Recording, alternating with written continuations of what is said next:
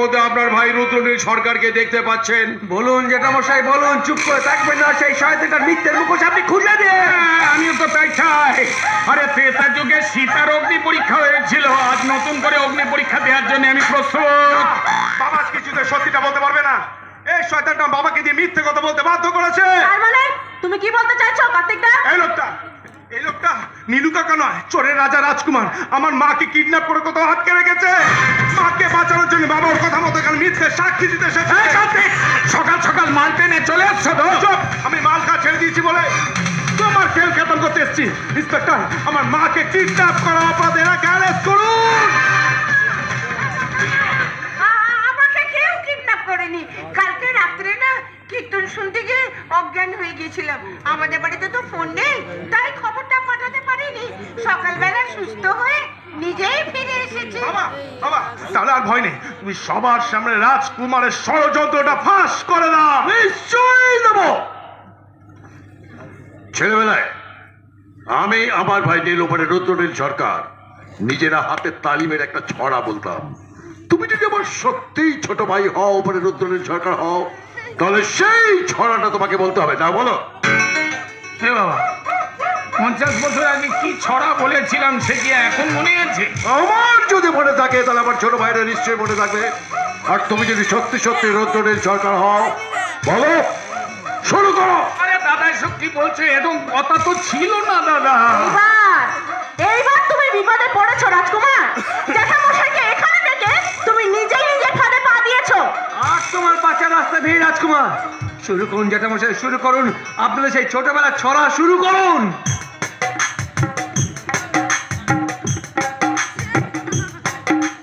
খাই খাই করো কেন, এসো বসো আহারে।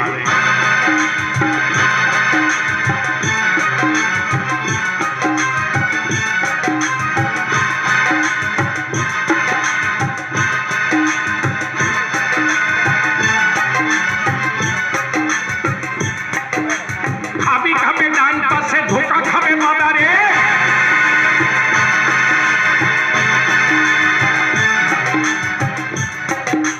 ঢোকিলে গিলে বেলো যা বললে তো সকালে, বাজারে বসলেই খপবে সকালে।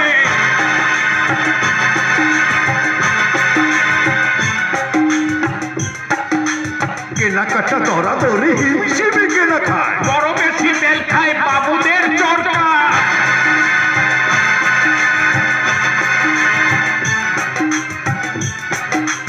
গোল খায় সাধারণে, দোল খায় নেতারা। সাপটি নিয়ে পাড়ায় ওঝাতে নিয়েও পাড়া।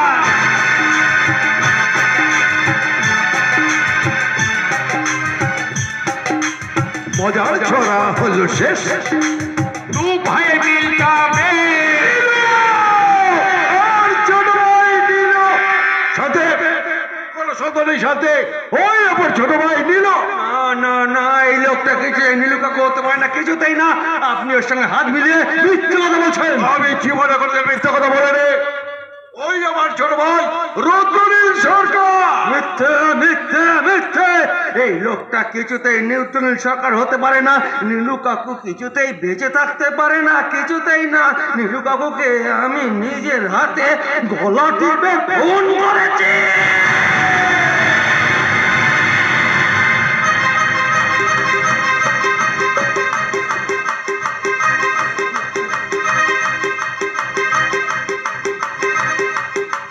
রাহুল, এসব কি বলছো তুমি? তুমি আমার নীলু কাকাকে খুন করেছো? দাদা, এই দাদা, এসব কি বলছিস পাগলের মতো? কি কি কি বলেছি? তো তোমরা সবাই আমার মুখের দিকে এভাবে তাকিয়ে আছো কেন? বিশেষ করে আমার না মাথা ঠিক নেই, কি বলতে কি বলে ফেলেছি। না না না না, আমি যাই। আলাদা রাহুল বাবু, পালাবার চেষ্টা করবেন না। You are under arrest. Rudranil সরকারকে খুন করার অপরাধে আমি আপনাকে গ্রেফতার করলাম। ওকে আপনি অ্যারেস্ট করছেন কোন অধিকারে? কে আপনি? আমি চোরের রাজা রাজকুমারও নই, আর রুদ্রনীল সরকারও নয়। আমি কল্যাণ সেন, ডিএসপি, সিবিআই।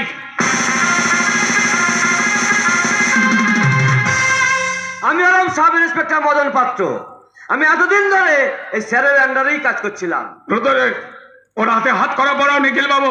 আশ্চর্য, এসব কি হচ্ছে? আমি তো কিছুই বুঝতে পারছি না। আরে বাবা, সম্পত্তি লোভে এক সরস্বতী পুজোর রাতে এই রাহুল তার বউ শান্তিকে খুন করার প্ল্যান করেছিল, আর সেটা জেনে যায় তার কাকা রুদ্রনীল সরকার। আর সেই রাতে খবরটা পেয়ে রাহুল রুদ্রনীল বাবুর কাছে হাত জোর করে ক্ষমা চেয়ে আসে। কিন্তু কদিন পর কোভিডে আক্রান্ত হয়ে রুদ্রনীল বাবু হাসপাতালে ভর্তি হয়। আর রাহুল গোপনে সেই হাসপাতালে কেবিনে ঢুকে রুদ্রনীল বাবুকে গলা টিপে খুন করেছিল। শুনছি রাহুল, না না না, এটা হতে পারে না, এটা হতে পারে না। কথা আপনি জানলেন কেমন করে? ছেলেবেলা আমি আমার ভাই নীল, ও রীতিমতো ডায়েরি লিখতো। রাহুল ওকে খুন করতে পারে ভেবে সেই ডায়েরিটা পার্সেল করে পাঠিয়ে দিয়েছিল আমার কাছে। কিন্তু কোভিড আর মহামারীর জন্য, লকডাউনের জন্য পোস্ট অফিসের যোগাযোগ ব্যবস্থাটা এতটাই বিপর্যস্ত হয়ে পড়েছিল যে বেশ কয়েক বছর বাদে, মানে গত মাসে ওই ডায়েরিটা সুনীল বাবুর হাতে এসে পৌঁছয়। সুনীল বাবুর ডায়েরিটা পড়ে সিবিআইয়ের সঙ্গে যোগাযোগ করে, আর সেই তদন্ত ভাগ নিয়ে আমি এখন এখানে চলে আসি। আশ্চর্য ব্যাপার, কিন্তু আপনি রাজকুমারের ছদ্মবেশ নিয়েছিলেন কেন? আসলে রাহুলের নিজের মুখের স্বীকারোক্তি ছাড়া আমাদের কাছে কোনো প্রত্যক্ষ প্রমাণ ছিল না। তাই প্রথমে চোরের রাজা রাজকুমার, তারপর রুদ্রনীল সরকারের ছদ্মবেশে বাড়িতে ঢুকে পড়ে ওর উপর মানসিক চাপ সৃষ্টি করি। যে চাপ সহ্য করতে না পেরে এখনই খুনের কথাটা নিজের মুখে স্বীকার করতে বাধ্য হয়। কিন্তু রুদ্রনীল সরকারের হাতের লেখার সঙ্গে আপনার হাতের লেখা মিলল কি করে? আরে বাবা, ও সব আমারই হাতের লেখা চিঠি সুনীল বাবুকে দিয়েছিলাম, সেগুলি আপনাদের হাতে তুলে দিয়েছে। কিন্তু নীলু কাকার ছোটবেলার গল্প, ওটা আপনি জানলেন কেমন করে? বাবা, সবই তো রুদ্রনীল বাবুর ডায়েরিতে ছিল। এই যে এতক্ষণ ধরে ছড়াটা বলছিলাম, সেটাও তো রুদ্রনীল বাবুর ডায়েরি থেকে পাওয়া। যাক, এর পরের কথা বলবে শিলিগুড়ি থানার সাব ইন্সপেক্টর হরিপদ মন্ডল। আমি স্যারের কথা মতো এই বাড়িতে কাজের লোক হিসেবে যোগ দিয়েছিলাম। শিলিগুড়ি থানা থেকে ডেথ সার্টিফিকেটের ব্যাপারে আমাদের শেখানো কথাই বলেছিল, মানপত্রের ছবি পাল্টানোর ব্যবস্থা করেছিল। এতদিনে আমাদের পরিশ্রম সার্থক হলো। ছি ছি রাহুল, ছি! কেন করেছো এই কাজ? আমার সম্পত্তিতে তোমারও অধিকার ছিল, তাহলে কেন আমাকে খুন করতে চেয়েছিলে? আমার নীলু কাকাকে বা খুন করলে কেন? আমি রাজা হতে চেয়েছিলাম, রাজা। সব সম্পত্তি আমি একাই ভোগ করতে চেয়েছিলাম। আমার ছোট বোনকে টাকার পাহাড়ের উপর বসাতে চেয়েছিলাম, কিন্তু পারলাম না। আমি হেরে গেলাম। চলুন অফিসার, আপনি আমাকে জেলে ভরুন, ফাঁসি দিন। আমার তাতে কোনো অনুতাপ নেই, কোনো অনুতাপ নেই। চলুন রাহুল বাবু, বাপ কখনো বাপকেও ছাড়ে না, একদিন না একদিন শাস্তিটা পেতেই হয়। চলুন। ছি ছি ছি ছি ছি! টাকা থেকে মামলা নোংরা হলে মুখ দেখাতে পারবো না। ওটা তো বড়দিন নয়, আমারও সর্বনাশ করে গেল, চরম সর্বনাশ। Thank you sir. আজ আপনি শুধুমাত্র একটা খুনের বিচারই নয়, আমার চরিত্রটাও বদলে দিয়েছেন। বাকি জীবনটা আমি আমার বাবা মার সেবা করে কাটিয়ে দেবো।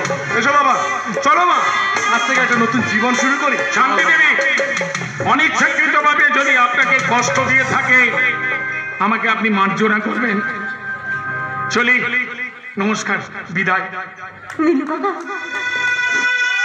5 বছর আগে আমার নীলু কাকার জন্মদিনের জন্য আমি এই হারটা কিনেছিলাম। এটাই আজ আপনার হাতে তুলে দিতে চাই। দে মা, দে। তোর নীলু কাকা হয়ে থাকতে পারলে আমার মনের বোঝাটা অনেকটাই হালকা হবে রে মা। আজ থেকে তোর নীলু কাকা হয়ে থাকতে চাই, আর শেষ করতে চাই এক আজব নাটক, শান্তির সংসারে শকুনি পাশা।